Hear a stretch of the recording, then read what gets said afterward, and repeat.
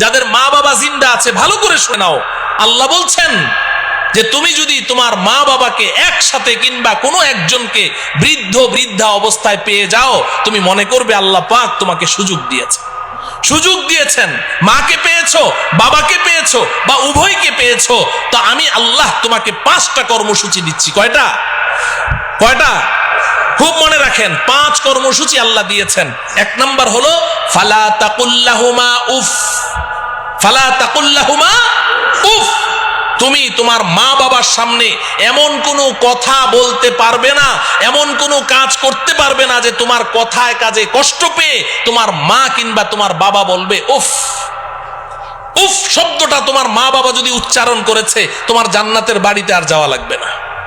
কিংবা তোমার মা বাবার কোনো কথা শুনে তুমি বিরক্ত হয়ে বললে উফ বাবা থামো তো, উফ মা চুপ করো তো, এই যে তুমি উফ বলেছো, তোমার জন্য জান্নাত হারাম হয়ে যাবে। লা তাকুল্লাহুমা উফ, 1 নাম্বার।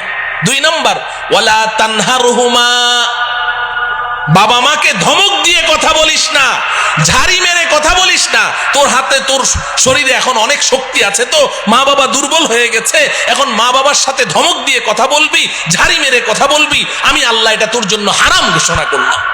ধমক দিয়ে কথা বলিস না, লা তানহারহুমা।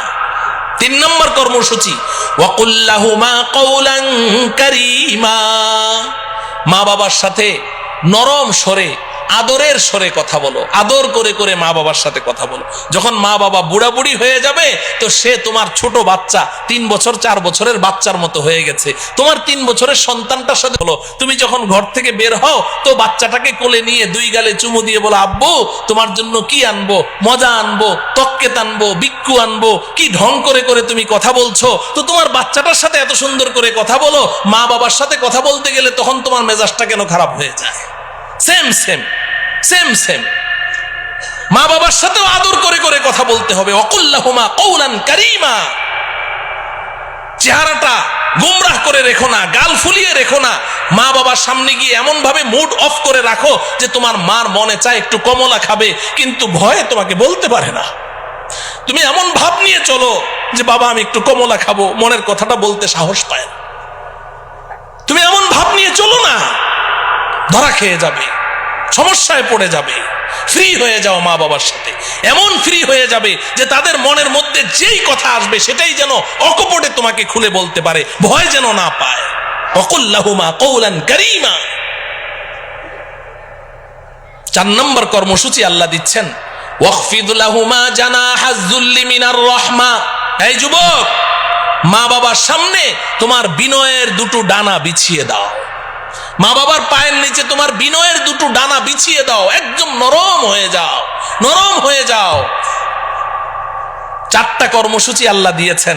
এইভাবে মা বাবাকে লালন পালন করো। এক সময় মা বাবা চলে যাবেন, তুমি ঋণ পরিশোধ করতে পারোনি, কোনোদিনও পারবে না। তোমার গায়ের চামড়া খুলে দাও, তাও ঋণ পরিশোধ হয়নি। মা বাবা তো চলে গেছেন, 4 কর্মসূচি তুমি পালন করেছো। এবার আমি আল্লাহ তোমাকে 5ম আরেকটা কর্মসূচি দিচ্ছি, ওয়াকুর রাব্বিরহামহুমা ওয়াকুর রাব্বিরহামহুমা কামা রাব্বায়ানি সগীরা।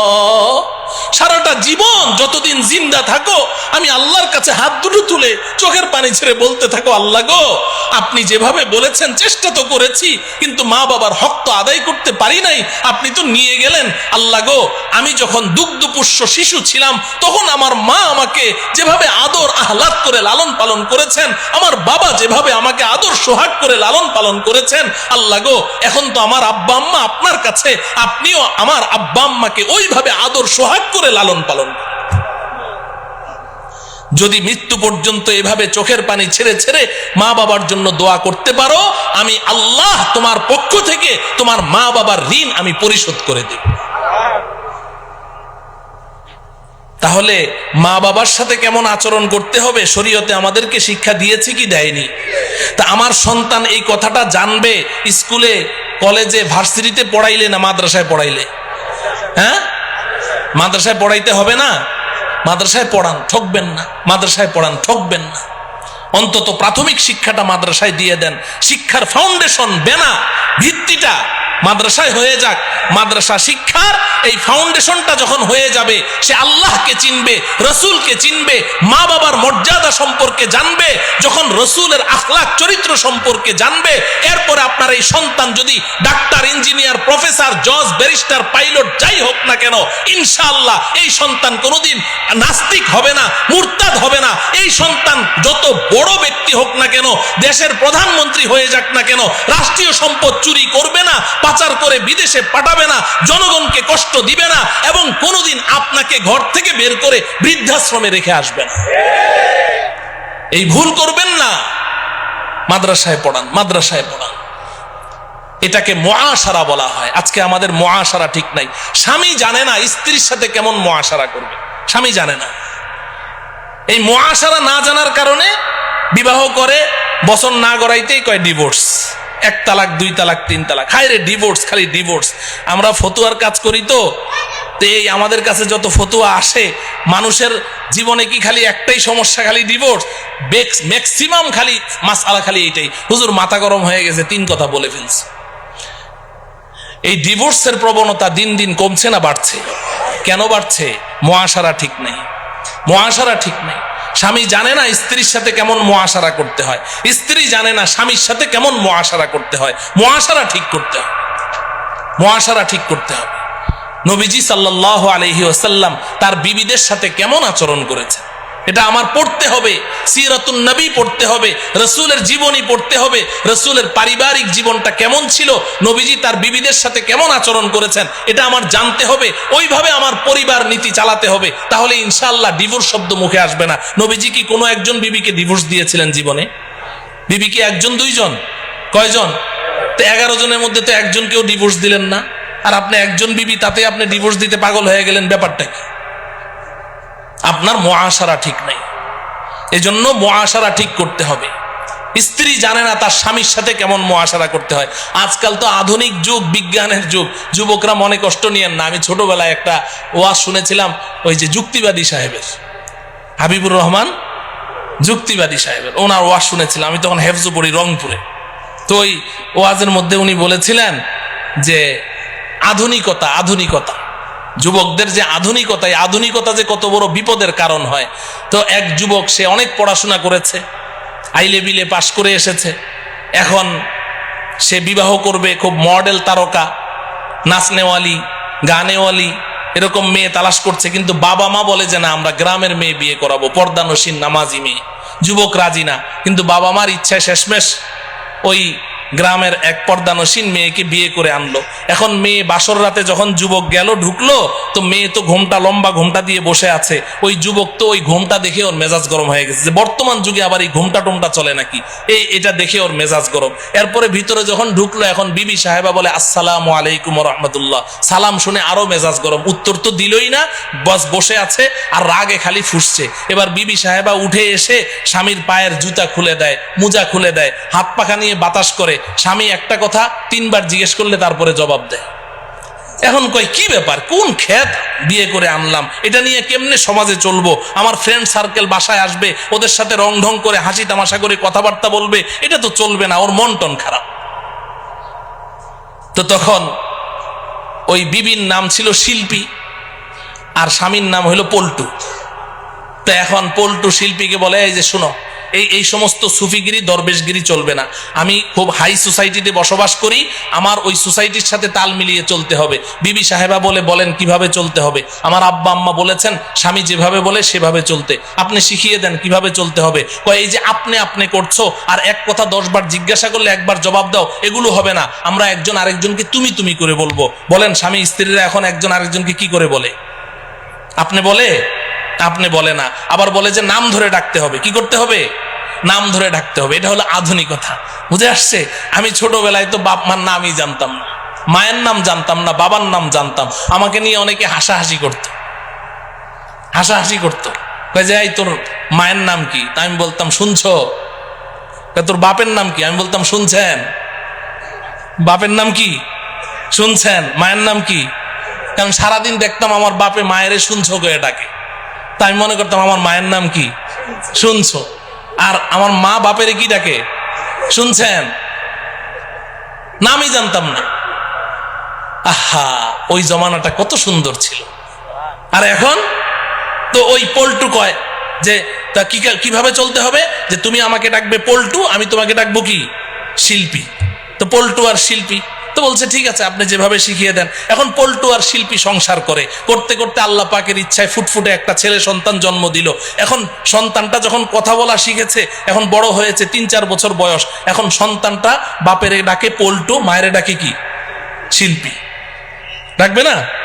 পল্টু আমার জন্য মজা আনবা। শিল্পী আমি পেশাব করুম, আমার পেশাব করায় নিয়ে আসো। শিল্পী আর পল্টু। তো একদিন পল্টু ঘরে এসে দেখে শিল্পী খুব কান্নাকাটি করছে। পল্টু জিজ্ঞাসা করে, শিল্পী কাঁদোকে? কান্দবো না, কি করব, এত সুন্দর একটা সন্তান আল্লাহ দিয়েছে, একটাবার মা বলে ডাকে না, আমারে খালি শিল্পী শিল্পী কয়। এখন পল্টুও কান্দে, পল্টুর চোখেও কি পানি। কিরে বাবা কি হয়েছে? চুপচাপ থাকেন। এখন পল্টু কয়, পল্টুও কাঁদে, পল্টু কাঁদোকে? কয় ও তো আমারে কি কয় না, আব্বা কয়ে ডাকে না। কয় তাইলে এক কাজ করো, ভুলটা তো আমারই হয়েছে, যে আমরা সিদ্ধান্ত নিয়েছিলাম পল্টু আর শিল্পী ডাকবো, এই কারণেই তো সন্তান বাপ মা ডাকে না। আজকে থেকে আমি তোমার আব্বা কমু, আম্মা কমু, তুমি আমার আব্বা কইবা। তাহলে সন্তানে কি করবে? আব্বা আম্মা ডাকছি। কথা বুঝে আসলো? আধুনিকতা ছেড়ে দেন, আধুনিকতা ছেড়ে দেন। ওই পূর্বের যুগে আবার ফিরে আসেন। আমাদের পূর্বপুরুষরা দেখেন দাদা দাদির মধ্যে কি মোহাব্বত ভালোবাসা, বুড়া বুড়ির মধ্যে কি মোহাব্বত ভালোবাসা। বুড়া বসে থাকে, বুড়ি বসে বসে পান ছেঁচে আর বুড়া খায়, কি ভালোবাসা। আজকে তোমার 1 বছর হইলো না বিয়া হইলো, তোমার মধ্যে তো ওই ভালোবাসা সৃষ্টি হয় না, তোমার মধ্যে তো ওই ভালোবাসা সৃষ্টি হয় না। তাইলে মুআশারা ঠিক করবো তো ইনশাআল্লাহ? মুআশারা ঠিক করবো তো? কথা বুঝে আসে? আল্লাহ পাক বুঝার তৌফিক দান করেন। 5 নাম্বার কি? কথা বলে না। 5 নাম্বার কি? আখলাক মানে কি? চরিত্র। বলেন আখলাক মানে কি? চরিত্র। আমাদের নবীজি পৃথিবীর সর্বশ্রেষ্ঠ চরিত্রের মালিক ছিলেন, ঠিক কিনা? ইন্নাকা লা আলা খুলুকিন আযীম। হে বন্ধু, আপনি হলেন মহান চরিত্রের মালিক। এই সার্টিফিকেট আমাদের নবীজিকে আল্লাহ দিয়েছেন কি দেননি? আর আমাদের নবীজি এসে কি ঘোষণা দিলেন? বুইসতুলি উতাম্মিমা মাকারিমাল আখলাক। আমি তোমাদের কাছে এসেছি তোমাদেরকে শ্রেষ্ঠ চরিত্র শিক্ষা দেওয়ার জন্য। আমাদের নবীজি তো শ্রেষ্ঠ চরিত্র শিক্ষা দিয়েছেন, সাহাবায়ে কেরামকে ওইভাবে গড়েছেন, সাহাবায়ে কেরাম তাবিঈনদেরকে গড়েছেন। কিন্তু অধপতন হতে হতে এখন মুসলমানদের চরিত্র একেবারে শূন্যের কোঠায়। বলেন ঠিক কিনা? এরপরে আবার এত বড় বড় মোবাইল যখন আবিষ্কার হলো, এই মোবাইল যখন যুবক যুবতীদের হাতে হাতে চলে আসলো, এখন যুবক যুবতীদের আখলাক চরিত্র বলতে কোনো কিচ্ছু তো নাই। এটা একেবারে লজ্জাজনক অবস্থানে চলে এসেছে। এই আখলাক আমাদের ঠিক করতে হবে কিনা? যদি আগের 4টা আঙ্গুল ঠিক হয়, আখলাক কিন্তু এমনি এমনি ঠিক হয়ে যাবে, ঠিক কিনা? তাইলে আল্লাহর রশি ধরতে আঙ্গুল কয়টা লাগবে? হ্যাঁ, মাওলানা চলে এসেছে, এখন আমার 1টা সেকেন্ড আপনাদের কাছে 1 দিনের মতো লাগবে। অতএব আমি আর লম্বা করব না। এখন বলেন আঙ্গুল কয়টা লাগবে? 1 নাম্বার, সবাই জোরে বলতে হবে, জোরে বলেন। 2 নাম্বার, 3 নাম্বার মুআমালা, বলেন। 4 নাম্বার মুআশারা, 5 নাম্বার আখলাক। এই 5টা আঙ্গুল যদি ঠিক হয়, এবার আল্লাহ কি বলে শুনেন। কুলনাহবিতু মিনহা জামিআ। আদম হাওয়া জান্নাত থেকে নেমে যাও, মনে আছে? জান্নাত থেকে ফাইম্মা ইয়াতিয়ান্নাকুম মিন্নি হুদা। অতি সত্বর আমি আমার পক্ষ থেকে হেদায়েত নামের একটা রশি ছাড়বো। ছেড়েছেন কি? এবার আল্লাহ বলছেন ফামান তাবিআ হুদায়া ফালা খাউফুন আলাইহিম ওয়ালা হুম ইয়াহজানুন। ফামান তাবিআ হুদায়া আই ফামান ইতাসামা বিহাবলি। আমার এই হেদায়েত নামের রশিকে যারা শক্ত করে ধারণ করবে, ফালা খাউফুন আলাইহিম ওয়ালা হুম ইয়াহজানুন। তার কোনো ভয় নাই, ডর নাই, টেনশন নাই যে ধরে তো আছি, আল্লাহ কি টান মারবেন? আল্লাহ বলেন অবশ্যই অবশ্যই বান্দা, আমি এই রশি ছেড়েছি, আমি বড় মজবুত করে রশি বানিয়েছি, একদিন আমি টান মারবই মারবো বান্দা। তুমি এই 5টা আঙ্গুলকে মজবুত করে আমার রশি চেপে ধরে থাকো, যেদিন টান মারবো যদি ঝুলে থাকতে পারো, সোজা তোমার আসল বাড়ি জান্নাতে পৌঁছিয়ে দেবে। আল্লাহ রাব্বুল আলামিন আমাদেরকে এই 5 সেক্টরে খাঁটি মুসলিম হয়ে আল্লাহ পাকের রশি মজবুত করে ধারণ করে আমাদের আসল বাড়ি জান্নাতে পৌঁছার তৌফিক দান করুন। ওয়া সাল্লাল্লাহু তাআলা আলা সাইয়্যিদিনা মুহাম্মদ ওয়া আলা আলিহি ওয়া আসহাবিহি আজমাইন। আসসালামু আলাইকুম ওয়া রাহমাতুল্লাহি ওয়া বারাকাতুহু।